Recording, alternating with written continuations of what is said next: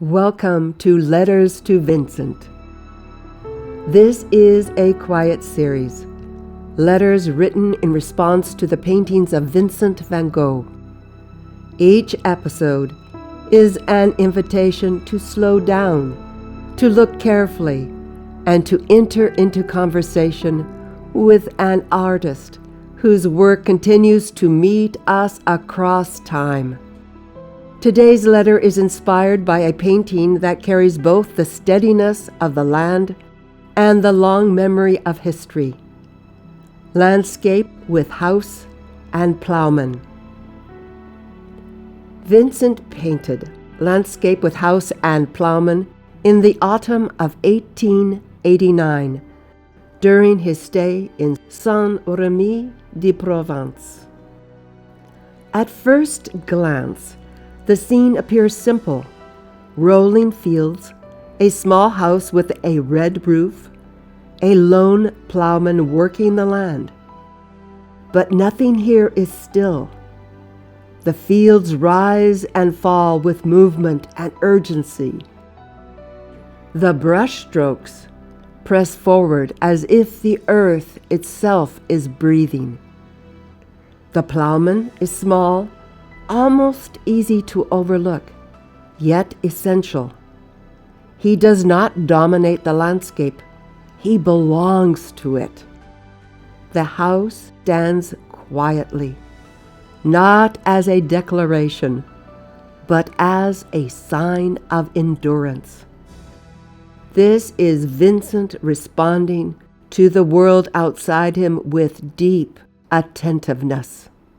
Despite the confines of his own life at the time, what he could not have known was that this painting would go on to live a long and unsettled life of its own.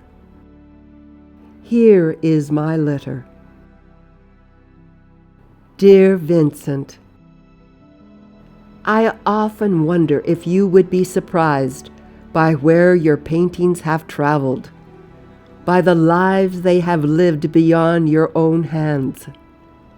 This one, Landscape with House and Ploughman, feels especially full of quiet irony.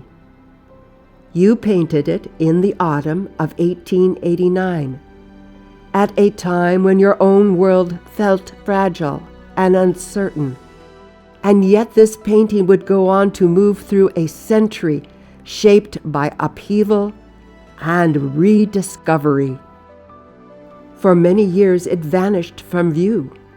By the 1920s, it had entered the collection of Otto Krebs, a German industrialist who admired modern art.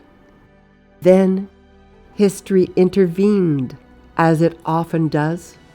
War swept across Europe, borders shifted, and once again, your painting disappeared. Decades passed. Then, in 1995, it re-emerged. Today, it hangs quietly in the State Hermitage Museum in St. Petersburg, far from the fields of Saint-Rémy, where it was first imagined. So much has changed over the course of that century, Vincent, and yet your painting remains astonishingly fresh. The fields still glow with effort and hope. The plowman still bends to his work. The land still seems alive with purpose. What you saw, what you trusted, has outlasted everything that has tried to claim it.